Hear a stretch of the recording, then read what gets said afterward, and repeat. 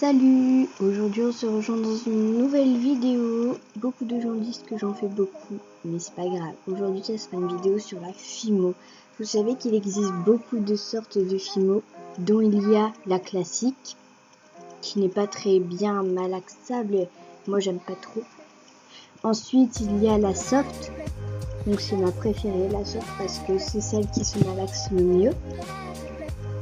Ensuite, il y a l'effect qui fait beaucoup d'effets vraiment super et elle se malaxe très bien aussi. Voilà un effet. Donc j'ai choisi cet effet parce qu'il est assez beau, voilà.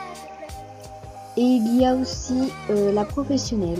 La professionnelle coûte un peu plus cher, mais j'ai jamais essayé, donc je sais pas vous dire.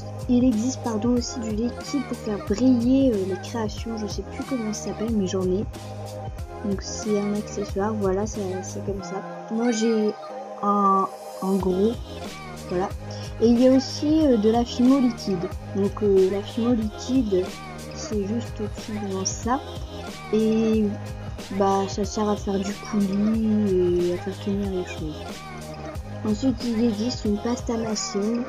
Donc une pâte à machine, c'est pour aplatir sa pâte quand on n'y arrive pas très bien et à faire des mélanges et des dégradés. C'est très bien ici mais j'en ai pas. Et aussi il faut pas oublier que la Fimo passe au four. Donc voilà, elle passe au four à 110 degrés 30 minutes. Mais elle ne passe surtout pas au micro-ondes car sinon elle va fondre. Voilà, et ça va faire beaucoup de fumée et c'est pas une odeur très agréable. Et ensuite il y a plein d'outils pour texturer, dont il y a une brosse à dents. Donc voilà, une brosse à dents c'est très bien pour les cupcakes et tout ça, voilà, c'est vraiment super. Et il existe aussi un scalpel, ou une lame, ou un cutter, ou voilà.